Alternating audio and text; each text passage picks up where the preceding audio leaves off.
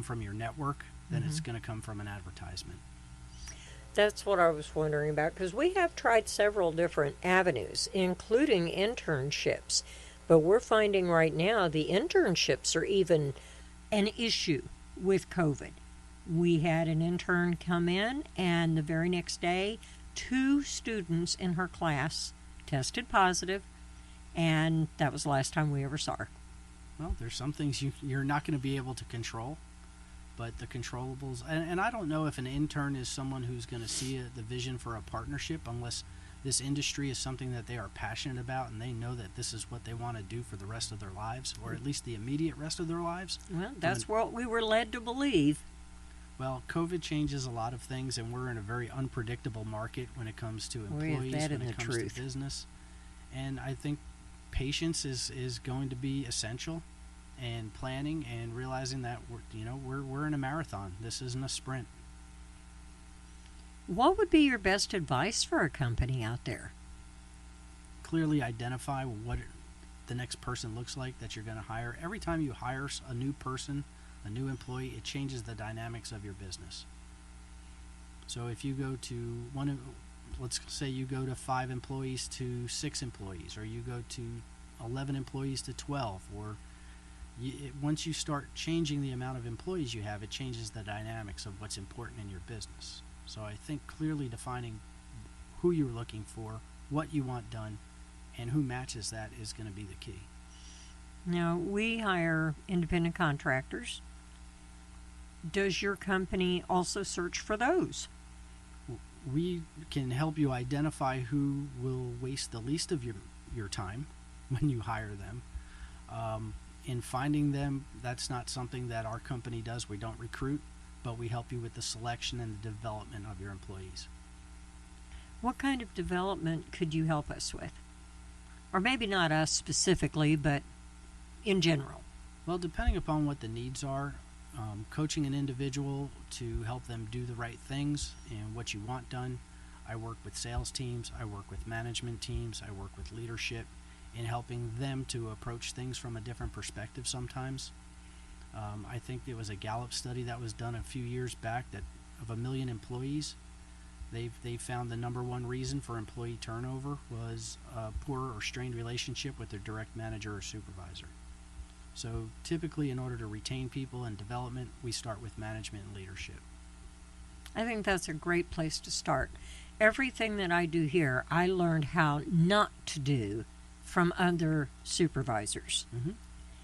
When people work under me, they seem to be pretty happy. My goal was to change everything I hated about how I was treated in other companies. And I make it a point not to do that to the people who come in and work for me, because it's important for them to feel like they are contributing. Mm-hmm. And if they don't feel like they're contributing, you might as well just cut them loose, because they're going to eventually quit. Right. And small businesses and small business units such as yourself don't realize you have a company culture. And the culture is a direct reflection on you or the business owner themselves. And they don't realize that the culture is a direct reflection of them. And depending upon the culture will depend on the retention of the type and caliber of employee. I think you're very, very right on that. I think that it's very difficult sometimes to match the job to the person because you're looking in all the wrong places. What's that old song, looking for love in all the wrong places? Well, some of our sciences were sold to eHarmony, so there must be something said about that. Hey. But our sciences do a very clear-cut match. Our benchmark process is patented with how we match the person to the job and to the rewards of the position and the culture of the company. Okay, if I come to you and I'm looking for a position, what are you looking for from me? You're looking to fill a position? Yeah, if I'm looking for a job, and I find out that you guys are recruiting, and I see something on the internet that looks interesting that I'd like to find out about, how would you vet me to make sure that I was the right person for the job?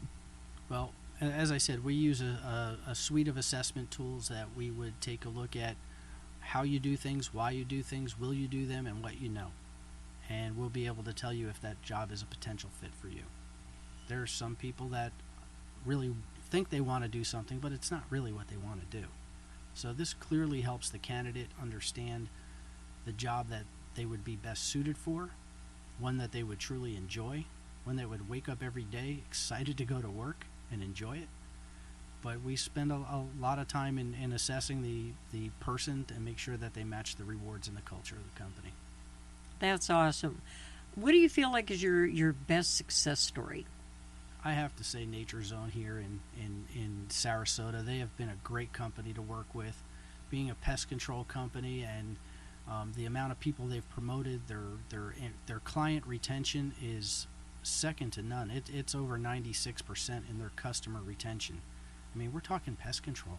What do you feel like is the key to their success?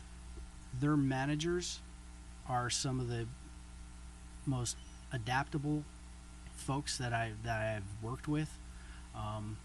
They do a great job of leveraging the assessment tools and saying, okay, I have this employee, how do I best manage them? We do monthly coaching with them, with the managers, and we match the candidates to the benchmarks. It's been a great company to work with. I think they just crested $4 million this year. They were under $2 million when I started working with them in 2016, but Doug and Andrew Longfellow have done a great job. Sean and Mike, just fantastic managers. Their employees don't want to leave them because they're just good people to work with. That's awesome. That's absolutely awesome. So, if a company wants to become employee stable, let's just say, for example, if we wanted to get rid of our independent contractor status and bring these people on full time, what does a company have to do in order to prepare for that? I think the company would have to take a look financially to make sure that they can do something like that, because it's going to come with what are you offering the employee to come on board with you. So you're going to have to take an assessment of what can you afford to pay and what benefits do you offer. Then you're going to have to clarify the job itself, and then you'll have to go out and recruit for those positions. But to take people off a 1099, some people are better suited for a 1099. But you give up control when they're 1099 also. Yes, you do, because they can just walk out and you can't do anything about it. And they can choose not to work, but they're still representing your organization. So a 1099 still needs not negotiables in place in their employment agreement with you.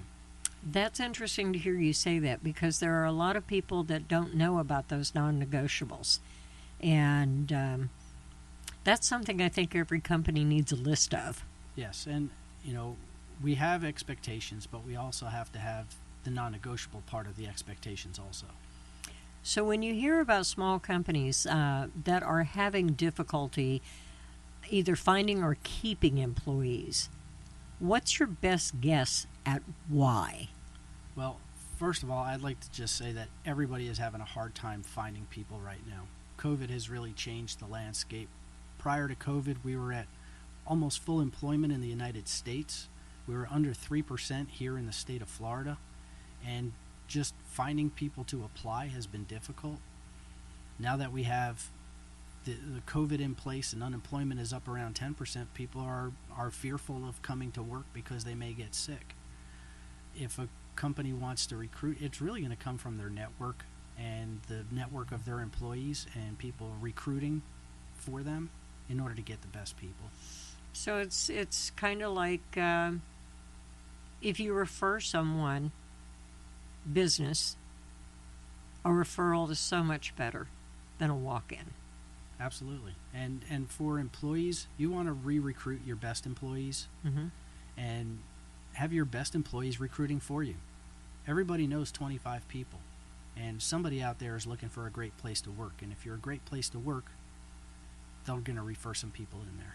We're down to the last couple of minutes here. If somebody, anybody, wants to be able to reach out to you with any questions or concerns, or maybe they're just looking for someone, how do they reach you? They can reach me at my direct phone number, which is 941-224-8077. They can reach me through my website at rpmba.com, or they can send me an email at msimms@rpmba.com. Okay. And are you, what are your hours of operation? I try and keep normal business hours, but as a solopreneur and somebody who is very passionate about what he does. I'm on call pretty much all the time. I may not call you back at 2 o'clock in the morning, but I'll at least respond in an email when I get up. But I do work weekends, I do work evenings. I do try and have a social life and manage a life outside of work. But I want my clients, each of my clients, to feel like they are my only client, and that's my goal in taking care of them. Which is ours as well.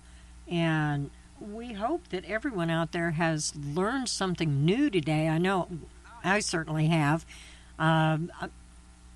With the trouble we've had finding good employees over the last several years, it's good to know some of these things. And I think we're going to have to revamp how we look at how we hire now more than ever. Mark, thank you so much for coming in today. I appreciate your time. This has been a very informative interview. And if anyone out there has any questions, don't hesitate to contact us either. You can get a hold of us at Society Bytes, BYTES, radio.com, and just go to the Contact Us link right on the homepage. Mark, I hope you'll come back and talk to us again. This has been pretty interesting, and I know that I've got a million more questions for you. Well, thank you very much. It's been a pleasure to be here. Thank you for having me. Thanks for being here. And you've been listening to Society Bytes Radio, and I've been your host, Katie O'Neill. And until next time.